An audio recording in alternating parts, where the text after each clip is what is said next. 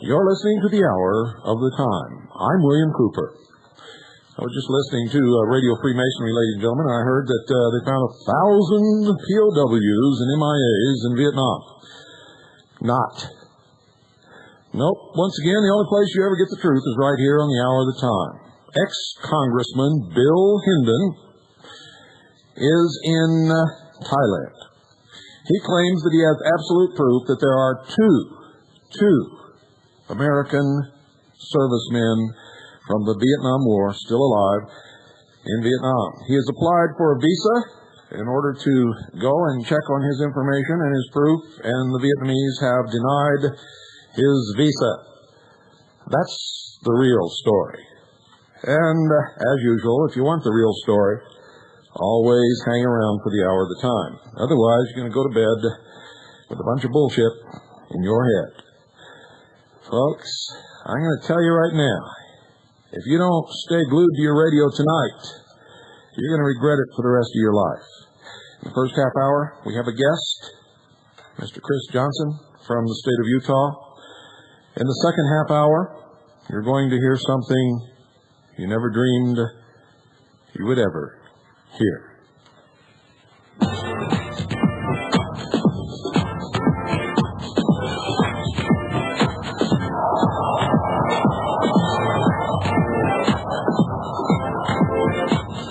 You could make it. Welcome to the new world order.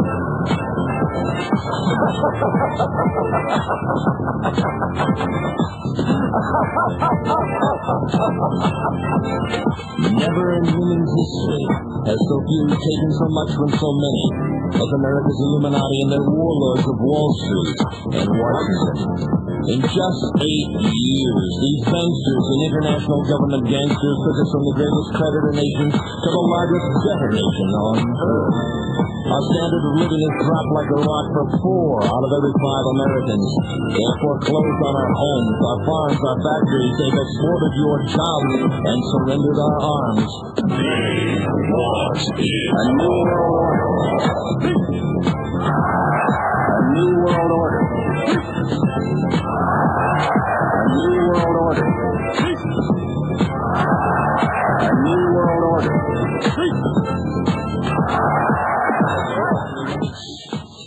Chris, welcome to the Hour of the Time. Good evening. And you have quite a story to tell, don't you? Yes, sir, I do. Well, without wasting any time, why don't we get right into it? Why don't you tell everybody who you are, where you're from, and exactly what has happened that's brought you here? Yes, sir. I'm Chris Johnson. I am from Utah, Utah County, and I work as an exploration geologist.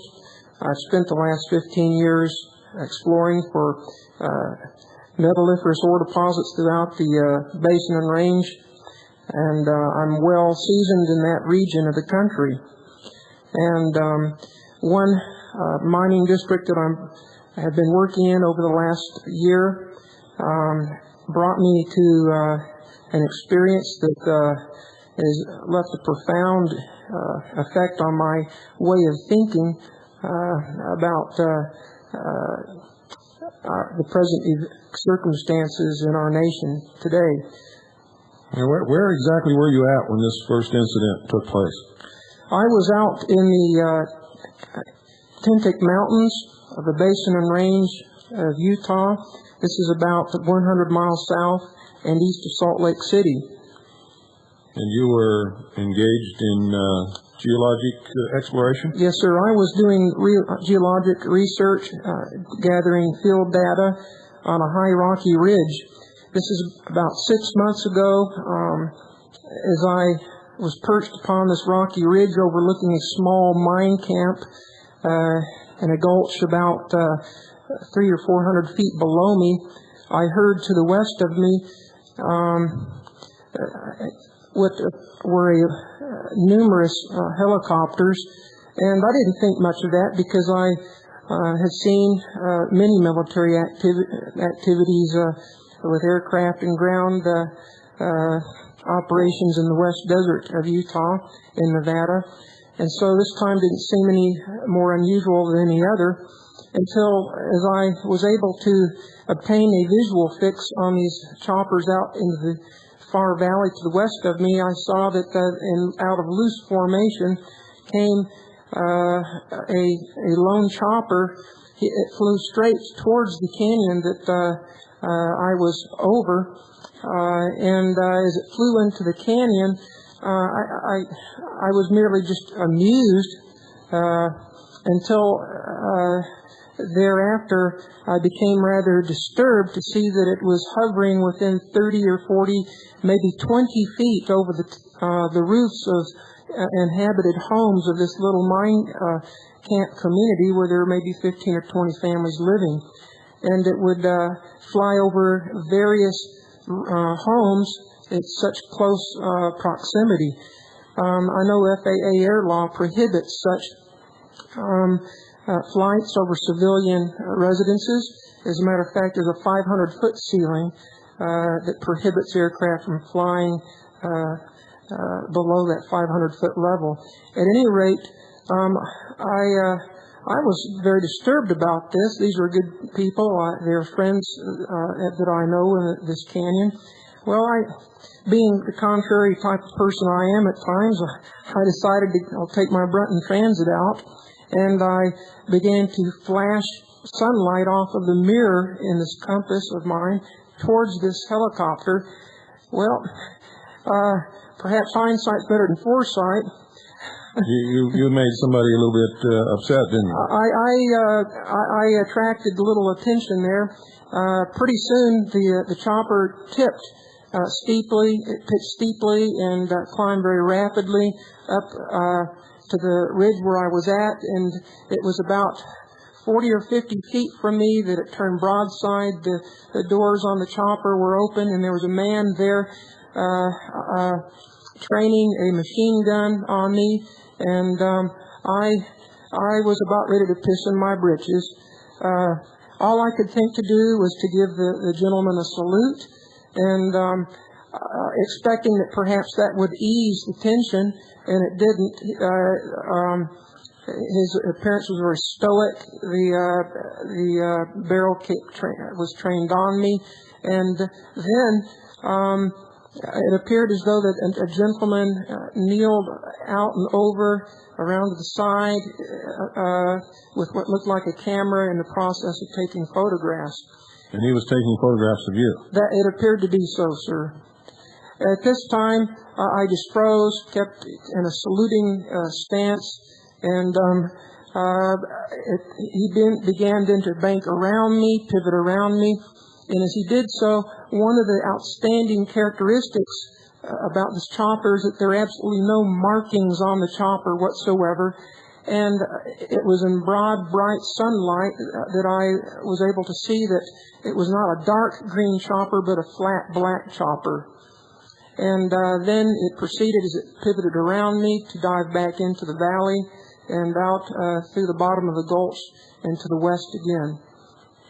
And that wasn't the end of it, but rather the beginning of a long train of events that eventually cost you your employment. Well, sir, at least for the temporary situation, I've taken leave of absence, and what occurred thereafter is more disturbing than what occurred on this certain day. I had immediately descended to the bottom of the canyon and found one of my co-workers, and he too had seen the choppers flying at the bottom of the gulch. I expressed to him what had happened at the top of the ridge, and we were both astounded. About a week or so later, he expressed that he had talked to an individual who was affiliated with the Utah Air Guard, and it was expressed to this fellow worker of mine that there were quite a few various military aircraft flying into the Dugway-Tooele military base complex area, and that as they arrived into that area, that various employees of the facilities would paint these choppers flat black primer paint, and then they would be distributed to various federal government agencies for other types of uses rather than conventional military use. So what you're saying is that various agencies of the United States government, not military, are now flying flat black painted aircraft. Apparently so, sir. And this went even further. Soon you were approached by some friends that you knew who told you that there was quite a bit of activity in an area where they had a cabin. And why don't you take it from me and relax? I know you're very nervous, and nobody's going to hurt you here, as you well know. You're protected. This whole facility tonight is protected by the militia, and armed men are all over the area. Nobody's going to come in here and hurt you or take what the people are going to hear later. So just relax and recount your story. Well, I have grown very close to some of the people that I work with out in the West Desert. They're very level-headed people. You'll find that most folk of the Intermountain West, ranchers, miners, prospectors, sheep herders, they tend to be real level-headed folk, and you have to have some solidity to your character to make it out there in that rough country. At any rate, these folks, I heard them in conversation one evening about some astounding things that were going on in their lives out there in the West Desert, and as I moved in on the conversation, I expressed this circumstance that had occurred to me up on the ridge with the chopper, and they expressed that I had not seen anything, that if I wanted to see some interesting activity, that I needed to come out there to the West Desert at night, that I couldn't come out for just any particular night, but that the activity was rather random, so I needed to come out for a period of several weeks. So I did. I camped out, and many nights passed, and I began to more or less give up any hope of seeing the kind of activity that they had described, until one night, all of a sudden, the valley was filled with choppers, and they began to knock on the cabin door saying, "Chris, it's coming." So we barreled out onto the side of the mountain, and the valley had choppers flying all. This was at night, flying all over the valley bottom along the sides of the mountains. And it appeared to be also low-flying jet aircraft flying down through the valley. And there's a railroad siding out there. Apparently a train with flatbed cars had rolled up, and some kind of equipment was being offloaded and taken by transports out to the West Desert, and quite a bit of activity. Of course, it was dark with only a crescent moon, and as I remember thinking to myself, well, boy, this is unusual. This not taking place on a military reservation, and where are they taking all of this activity and gear out to the west? I did not know. But it wasn't until the day after that one of the workers who was supposed to show up to work the next morning, he finally arrived back to work, and I asked this gentleman, where were you? We needed you to work yesterday. And he said, well, I've been hiding out in the mountains all night long.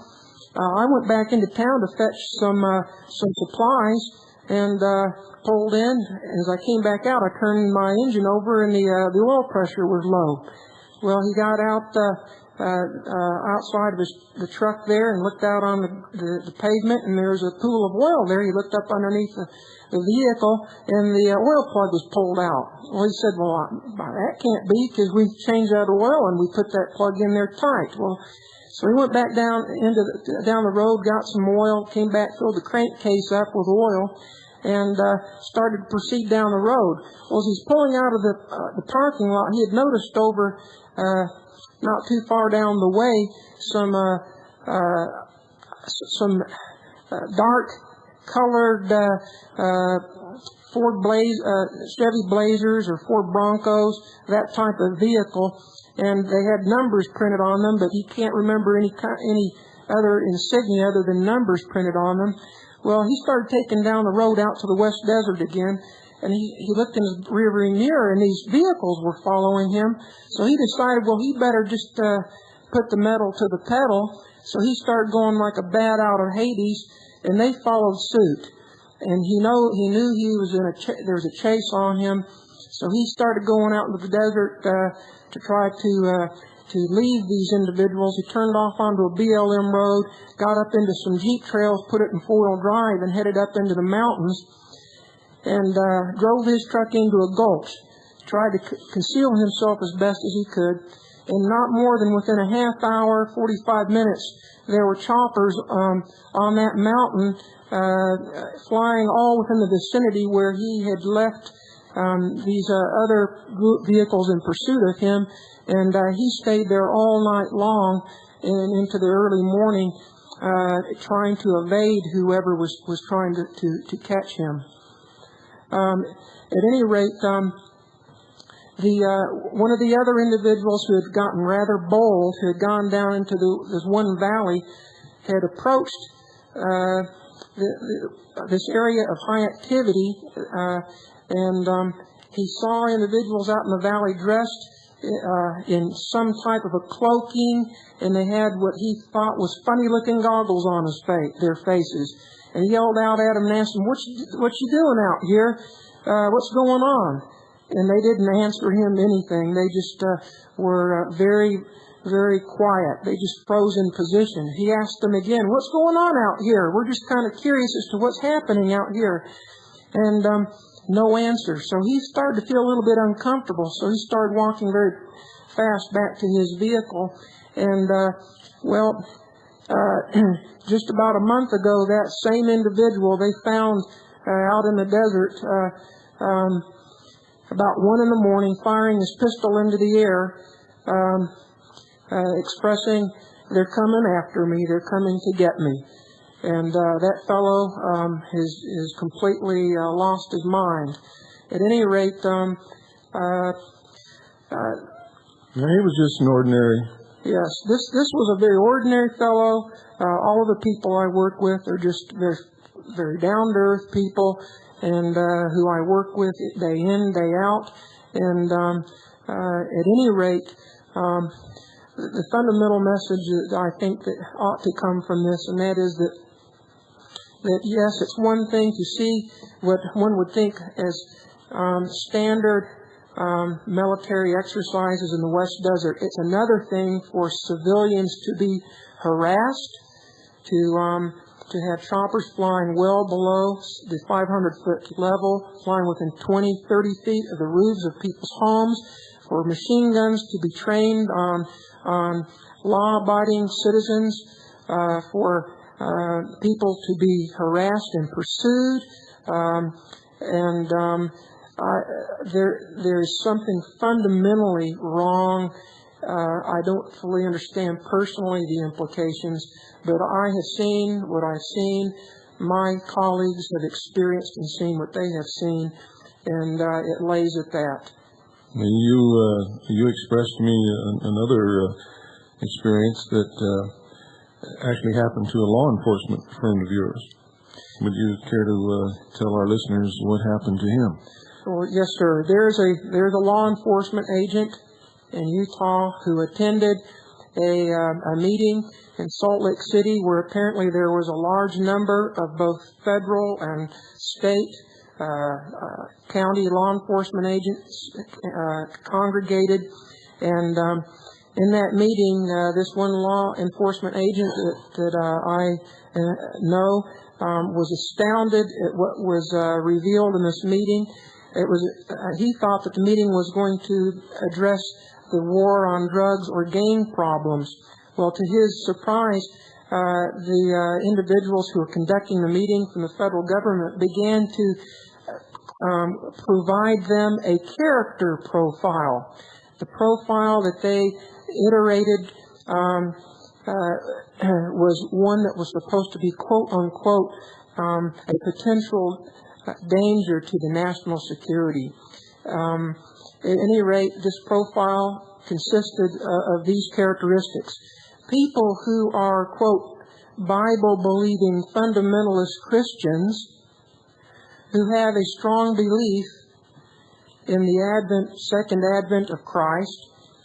People who have strong beliefs in the Constitution of the United States as defined and clearly outlined by the Founding Fathers in the Anti- and Federalist Papers.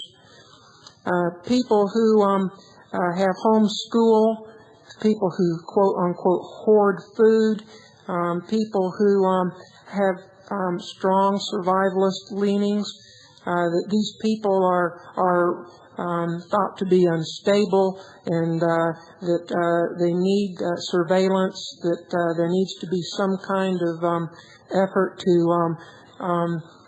to monitor these individuals. And that was quite disturbing to this individual because, as a matter of fact, you'd find that the great preponderance of people in Utah and throughout the Intermountain West tend to fit that very description. And that's correct, they do. This is all very disturbing, and I have to caution you, ladies and gentlemen, that we know that the activity that he's talking about involving helicopters and troops and things in the valleys in the western central portion of the state of Utah are happening because, as you know, I have a large intelligence network, and we've been getting these reports from many people for a long time. The other reports that he's giving us are coming secondhand from other people that he knows, and you should pay attention to this and set it in the back of your mind with a question mark on it as something that's not verified, but something that, if true, could have serious consequences for all of us. So just remember, on this broadcast, we always separate fact from what we cannot prove, and we make sure that you know the difference between the two.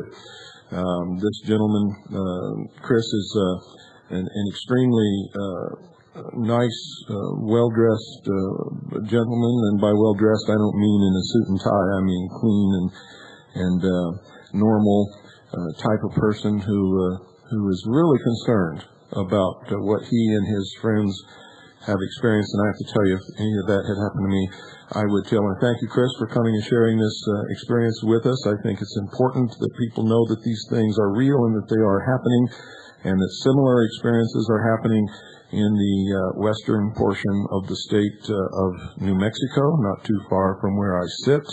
The same thing happens. Helicopters and troops come into a certain valley, a train pulls in, heavy equipment is offloaded and disappears into the hills. Chris, thank you very much. For everybody else out there listening, don't go away, because the second half of this broadcast is going to frost you. You're not going to believe, ladies and gentlemen, what you're going to hear. You see, everybody thinks that nothing came out of Waco. The truth is, the Branch Davidians made a videotape. The videotape is 2 hours long. They made it shortly after the original attack on their church in Waco, Texas, before the power was severed to their buildings. All of the people in this videotape are now dead, including the children. It is their testimony, the testimony that no one has ever heard before. This videotape is 2 hours in length. You're going to hear approximately 33 minutes of this tape. 33 minutes. We've got to get this tape out. We have already disseminated 100 copies of this tape to our most trusted agents across the nation. So any attempt upon this building to obtain the masters will be futile in any effort to stop the dissemination of this tape. For those of you who would like to purchase a copy of this videotape in its entirety, send us $25 post-paid. $25 post-paid. When you get the tape, make as many copies as you can.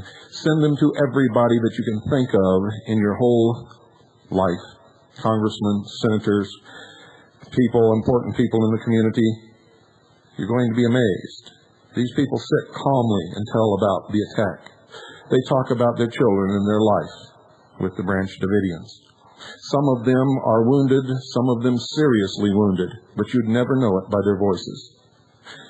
This videotape is probably one of the most important pieces of material that has surfaced in this country in many, many years. It is important in its own way. If it were broadcast on CBS News tonight in its entirety, it could bring down the entire government of the United States of America. Don't go away. All of a sudden, in the middle of the night, there's a loud knock on your door. Hey, honey, something's not right. Hold your arms. Please don't harass me. We're here from the government. We're here to help you. And I'm from the IRS with a power to tax. If you've got a complaint, send us a fax. Get out of this house. Surrender your guns. If you are told, you never obey if you are told. That's the best that I can do when you're told.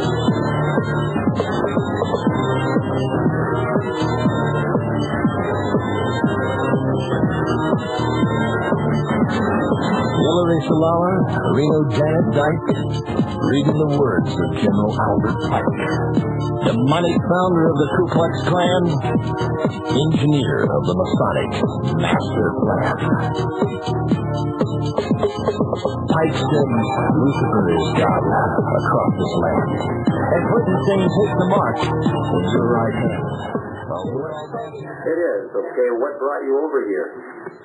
Seven Fields. I've been a Catholic since all my life, and then I joined the Adventist Church, and then from there, I met some people in the prison, and I started studying, and then someone told me about someone who was in the field, which is supposed to be field, and anyway, that's why I'm here, and I met David here in the field, and here I am.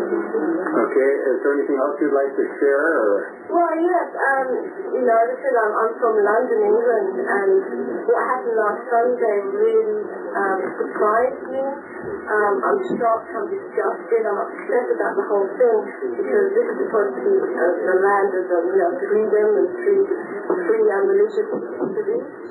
And, one minute everything's calm, and the next thing there's women and children where I'm staying, and there's like gunshot, and we're hitting the floor like out of a movie, didn't hear anybody give us any warning or anything. And I thought, it was the first thing, I thought, well, this would never happen in England. And it's disgusting. And apart from that, we haven't had any freedom to the press, which is disgusting also. My rights as a British citizen, as well as being in this country, we should have some sort of outlet to the media so they know what is going on here. Okay. Anything you wanted to add about any other thing that you'd like to say to the people that this will go to? By the way, I'm not sure where the tape is going. Basically, that I'm here on my own free will. I'm not being held hostage, and we are a big family here. We're very happy. This is my family. those who do the will of God, my Father, are my family. I love those who are my family of the flesh, but until they know the truth about this message, then, I have to put this family first. So you don't choose to leave the place right now? No way. This is where I am. This is where my beliefs are. This is where the truth is being let out this time. And, we should wait and see what God has in store for the world. So is that what you're doing, is you're waiting right now? Yes, I'm waiting on God. This is where the truth is. Where else is it? This is where existence is forming in the world. There is no existence outside this vicinity. This is where David is. He is revealing the field, and this is what the world should have been waiting for. And I'm very fortunate to be in this place at this time. Is there anything that you'd like to add? I would like to say that I think the American government are very foolish not to listen first to what David has to say and to come up with something like a big tanker toy, as they have with that big tank which is outside. To me, it's I don't want to insult them, but it's really insulting to see such a big armor equipment with people who are inside this place, like women and children. What they're trying to prove. And I am here on my own free will. I am not being drugged or anything. Everyone chooses to be what they are. I'm very happy I'm living a normal life. Is that it, Ken? That's it. Thank you very much. Okay, thank you. We'll stop until we have someone else here. What is your name? My name is Marjorie. Marjorie, where are you from? London, England. And what brings you here to Waco, Texas, of all places? And I met someone who had been to America, had met someone who was able to reveal revelation and put passages together from different parts of the Bible. I was interested. I was told to come and see, which I did. I came over to America. And when I was shown passages in the Bible, it was mind-blowing because no one in the churches or these church leaders was able to answer my questions on things that I wanted to know. And in coming over here, things were brought to my attention. I could see things more clearly. It was a shock at first for someone to show you something which you've been looking for all your life. But then again, it was also nice to know that you found someone who could reveal these things. Okay, it sounds kind of strange, I'm sure, to most people to even hear something like that. So what have you thought of the events of just as of recently, some of the things that have been taking place, like a week ago, Sunday, for instance? Do you have a reaction to that, or in response to that also, or in relation to that, do you want to make a statement about leaving or staying? Do you want to leave? No, I'm here for my own free will. So are we holding you? Am I or David or anybody else holding you? No one's holding me here. It's my choice to be here. I decided to be here. I wanted to be here. We realized also that man has made boundary lines all over this globe called an earth and has divided it up. But we believe, according to Psalms 50, don't we, that God owns all things? Okay, so again, you want to be here then? You're here on your own free will. Do you want to add anything to that, Marge? Well, the incident which happened last week Sunday was a shock. When you see these things on the television, you can walk away from it, but when you're actually on the scene when an incident happens, it's frightening. You know, 1 minute you're looking out of the window, seeing 3 helicopters, and the next minute you hear firing and you're on the floor with bullet shells flying all over your head. It's frightening. And also having tanks around the building, which I don't think is necessary. Okay. Anything, if this was to go back to Britain, this tape or any parts of it, or to the press, is there anything else you might want to add or to say? It's my family, my friends, and a known friend. a new friend, but I might be making it. I'm fine, as you can see. Because of my own free will, I am happy with the people who I am with.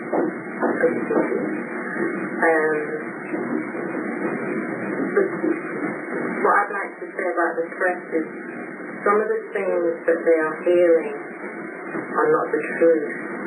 And I hope with this video being made that things that are about to happen, that people will see and know the truth. Okay, did you want to add anything else? Or is that about it? Okay, thank you, Marge. Thank you. Here now that wants to share a few things, and we will put her on. And what is your name? My name is Judy Schneider-Perez. This is my daughter, Mina. And as you can see, I was wounded when the ATF came in and assaulted us. I was quite surprised to see our government act the way it did, in that David went to the door with his hands up and said, "Don't shoot, there's women and children in here." And yet they opened fire and fired at everyone here.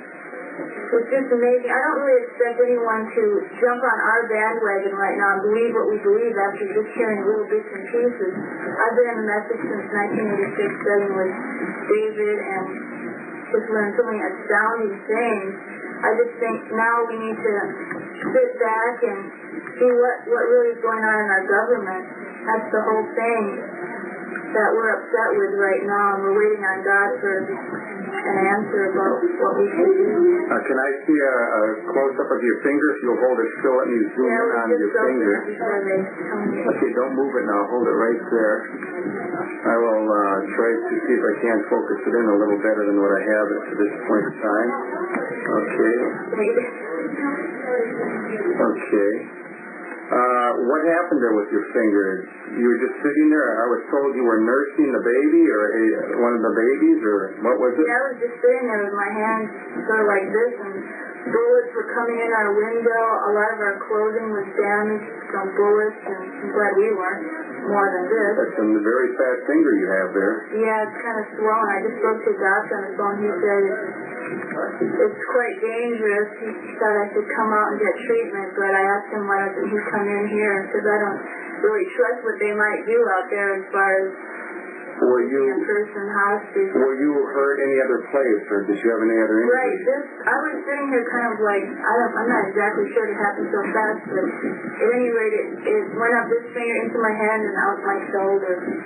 Okay. What brought you here in the first place to Waco, Texas? To study with David. Okay, and a question that everybody wants to know, do you want to leave? Are you being held here against your will? I want to leave when God says go, but no, I don't want to go out there on my own without David and everyone else, the rest of my family. We're all family. So no one's holding you here against your will? No one would be holding anyone here against me. Okay, were you able to see a video that the agency sent to us showing some of the children that were at the facility, wherever they're at? The video we saw today of them running around crazily, eating candy, drinking soda pop, jumping around like wild maniacs, watching videos, and yeah, we were all quite upset to see our children behave like that, because they've always been well-mannered and disciplined, and they don't eat candy in between meals and only on rare occasions. It's not good for your teeth or health or anything. So you see that as being a cause of hyperactivity in children, something they already I mean, we love the kids. They can't help the way they're being cared for. And I guess that's the only thing the people out there really know to do.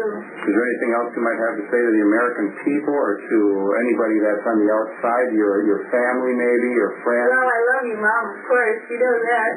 And I love all my family, and I just hope everyone doesn't jump to making decisions before they've heard our side, because right now all you're hearing is the press. You're getting a very perverted press. You're not allowed to broadcast live. It has to be taped, and it has to be cut out and changed, stories, all kinds of lies. I mean, like the lady holds up a board, this is what the ATF used, and this is what we use. I'm like, wow, I never saw one of those before. I mean, it's so many lies. They change the stories all the time. You just need to trust God. I mean, trust God, read the Bible, know what you're talking about. What are you doing with your life? What do you do every day with your life? Is it something God approves of? I mean, before you judge us, make sure your own life is clean. Would you want your life broadcast from the day you were in high school, what you did, who you went out with? You know, I mean, we're being stripped naked, so let's make sure when that happens to you, you're ready too to meet God. Is there any final comments you'd like to make? I thought that was it. Okay. Well, thanks much. What about Mina? Does she want to say anything? Say hello to your grandma, grandpa, and your aunt too. They too. They see you. Wait. Okay, thank you. We'll go on to someone else. Ladies with me, and we'll start out by finding out what their names are, and we'll start with the one on the far left. And what is your name? My name is Lisa. And how old are you, Lisa? 13. And who's next to you? Abby. And how old are you, Abby? I'm 11. You're 11.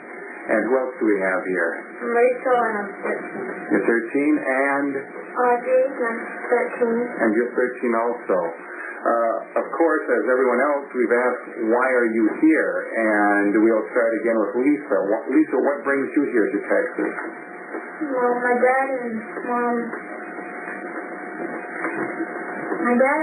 brought me here when I was little.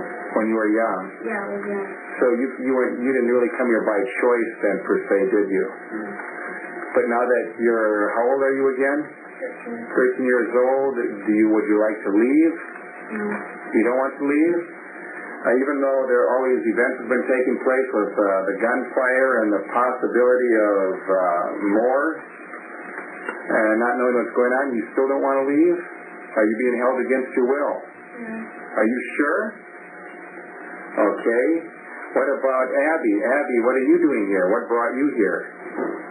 Well, I came here with my grandma when I was about 5. When you were about 5? And have you left since then at all? Have you gone away to get to visit? Yes, I have. Okay. So, do you want to leave now? If you were given the opportunity to leave now, would you like to leave? No. You sure? Yes. Is anyone here holding you against your will? No. No one is. Okay. Is there anything you would like to say to your grandmother on the outside or anyone else?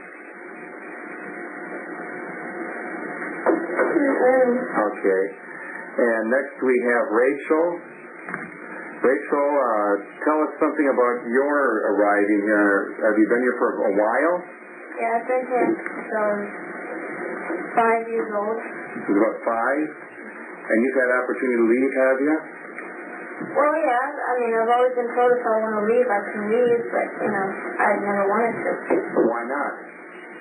Well, because, you know, I like it here, have friends here, and plus there's a truth that, you know, David teaches the 7 seals and he can reveal it, and there's no one else so far, you know, that I've heard of that can do that. And so I've just decided to stay here and listen. So then what you're saying is it's because of his ability to open up the Bible, of which we all see that there are almost 2 billion people in the world that claim to be Christians and claim that that's their foundation also.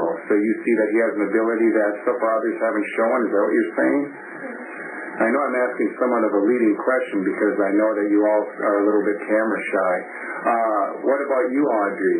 What brings you here?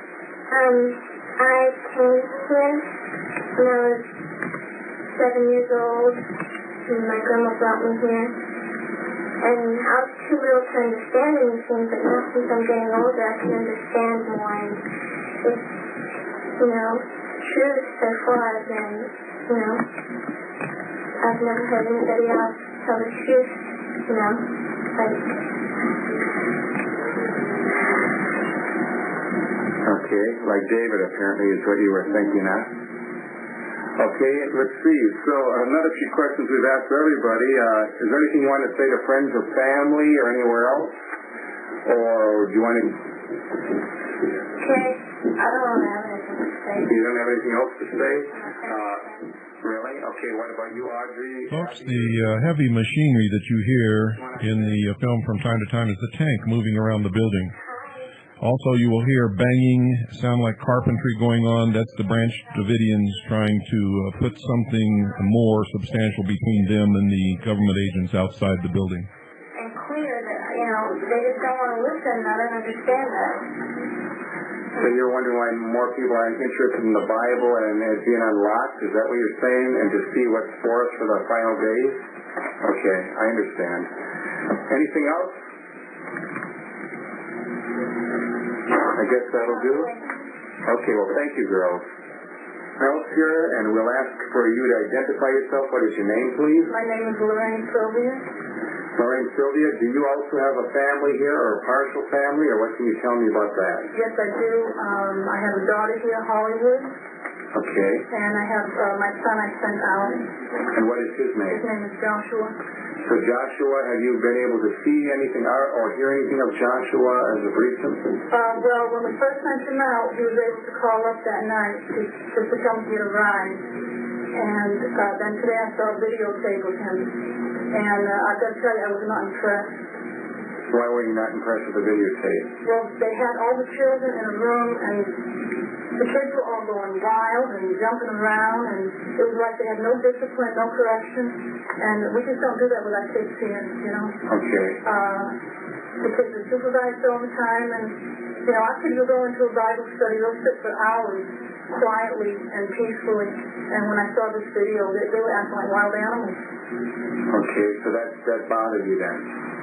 Okay. Why are you here in the first place? Well, 8 years ago, David came to my home in Massachusetts, and he was presenting Bible studies to my family. And I just saw that he had something. He was able to take all the books of the Bible and harmonize them, line upon line, precept upon precept, and it made sense. It was something when you read it yourself, you couldn't see it. But once he showed it to you, it was readily understood. There was just no debating it. Okay. Do you have a desire to leave here? No. I have no desire to leave. And nobody is holding a gun at my head to make me say that. Okay, so no one's holding you back, keeping here, threatening you, or anything else? If God says to wait, then I intend to wait. All right. And a lot of people have said that, but what do you mean if God says to wait? Is God talking to you or something? No, God does not talk to me. The book of Revelation shows that God has a book in his hand, and he hands that book to someone, he hands it to the Lamb. He's the only one that can reveal the book. God does speak to someone, and David is shown in the field. David, God says, wait. I've trusted in him this long. He's proven himself to me. I'm going to wait. Okay, I see. Also, would you have anything you wanted to say to family elsewhere or friends, or do you have any statements to make about the incident that happened maybe 10 days ago? Anything you'd like at all. It doesn't even have to be that. Okay, first, the incident is just a total outrage. Why is that? I don't know how the American people can stand by and watch such a thing take place. We have people out here, we have older people, women, children, tiny babies. These men came in here and they started firing on us. The bullets came through the walls and people were killed, people were injured. And this is America. Okay. Is there anything else you'd like to say or add? To my family, I love them. Please take Joshua.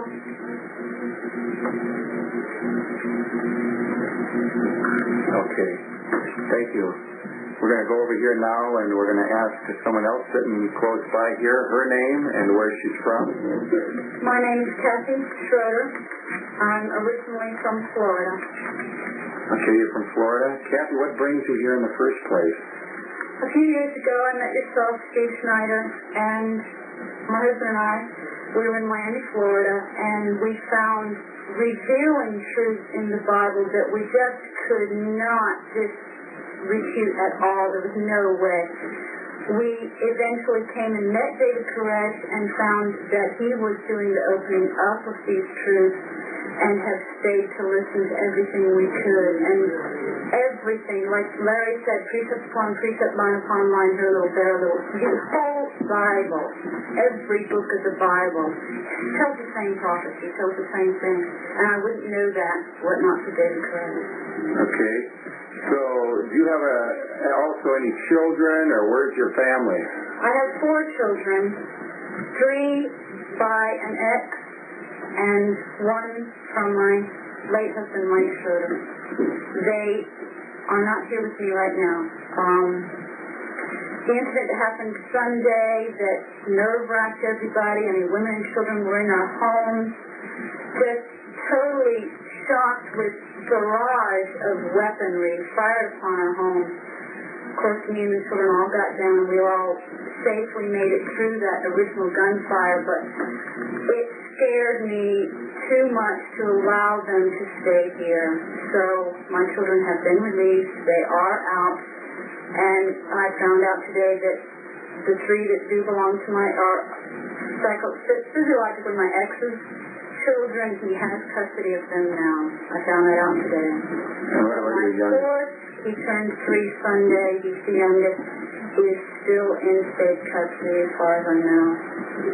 Why did you said you sent your children out so that you thought they might have a better chance of survival? Is that the idea? Physical survival, yes. They have tanks aimed in our faces. Every day we are worried. There's no telling what the federal agents out there will do based on what they've already done. So, for their physical lives and their well-being, I sent them out there. Well, what about your own life and your own physical well-being? Don't you want to be with your children? Yes, I would much rather my children be here with me. But I would not like to be out there because I know that what I'm doing here is for a reason. God said to wait. The God that I believe in, the God that David Koresh has shown me that sits on a throne, that has a book in his hand, read Revelation, it's all right there. It's so plain and simple. If you've got somebody to show it to you, which took me a lot of years to finally find, and once I did, there's no disagreement at all to say that that's not what's in the book. So you don't, is anyone holding you here against your will, Kathy? Only God. Only God. Only God. It's His will and His will be done. Okay. Did you see that videotape of your children today? Yes, I viewed that videotape. I was a little disappointed in a couple of my children jumping on couches and making silly faces and just really going crazy. Had they been in my possession, had I been with them at the time, they would not have acted so radically. Is that to say they're not allowed to have fun? No. My children have fun, but they were quite undisciplined, unsupervised at the time the video was taken. And that's not something that you would like to see then? No, my children are constantly doing schoolwork when they're with me.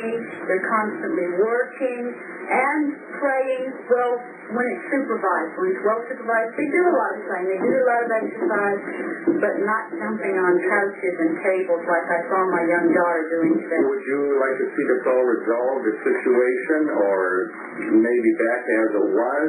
What are your thoughts about that? What do you mean, as it was? Well, about 10 days ago, we were all coming together studying the Bible. It was things as usual.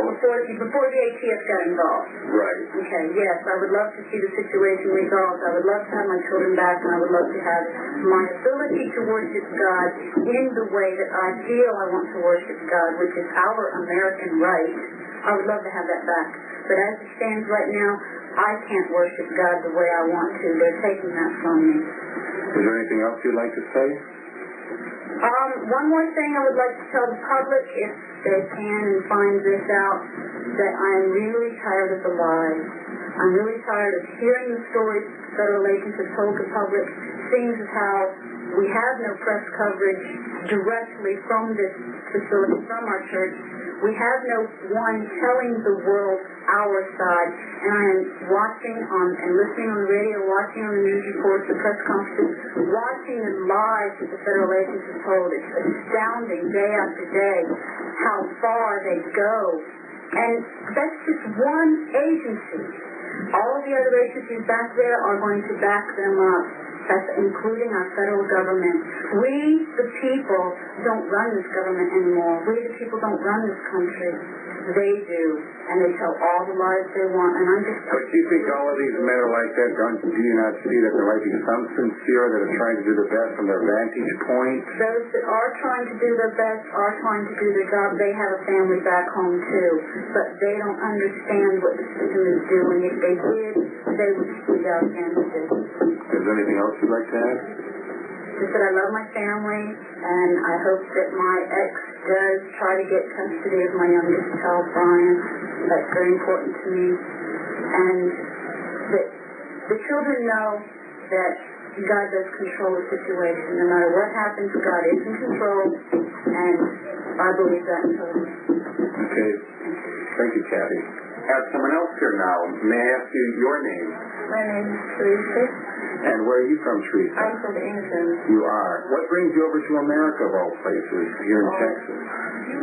Well, about 4 years ago, I was seeking truth about the Bible. I was wondering why we have a Bible that we don't understand, So I started inquiring, and one day found someone up to talk about this, and they told me someone was coming over from America, and we arranged to meet that person. We could use peace. Ladies and gentlemen, that's about all the time that we have. Now, I want you to understand that you can purchase this tape. It's a videotape. It is 2 hours in length. If you would like to have a copy, send us $25 plus $5 postage and handling. That's a total of $30. That's $25 plus $5 postage and handling for a total of $30 to the Intelligence Service, Post Office Box 1420, Sholo, Arizona 85901.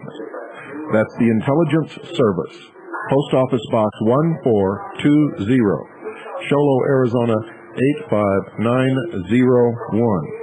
We have gone to a lot of expense to safeguard this tape. We have distributed 100 copies into the hands of our most trusted agents across the country. Any attempt to destroy this tape or stop us from distributing this tape will be futile. So, for those of you who are committing treason against the people of the United States of America, and indeed the liberty of the world, you'd better think twice. The militia of the state of Arizona is guarding this facility from this time forward around the clock. Good night, ladies and gentlemen, and God bless each and every single one of you. All of a sudden, in the middle of the night, there's a loud knock on your door. Hey, honey, something's not right. Pull out your arms. Then while passing, we're here from the government. We're here to help you. And I'm from the IRS with a power to attack. If you've got a complaint, send us a fax. Get out of this house. Serve your judges. Give me your gold. You better obey if you want to go home. Now produce that and do what you're told.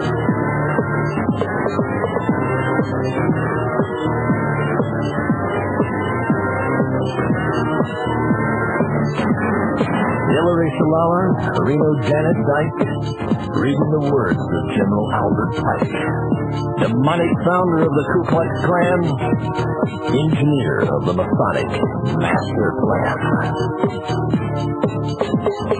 Pike said Lucifer is God across this land, and Clinton saying take the mark in your right hand. While we're all dancing to the drums of Buffalo's right, Clinton's preparing it for another huge tax hike. Order out of chaos, depression, inflation, creates a panic and rapes the nation. Crisis creation. Incite black and white. Program agitation. Take the mark in your right hand. we're all dancing to the drums of a forthright. Clinton's preparing it for another huge act. Or creation. In tight black and white, program agitation. Mark is your right hand. Well, we're all dancing to the drums of a forthright. Clinton's preparing it for another huge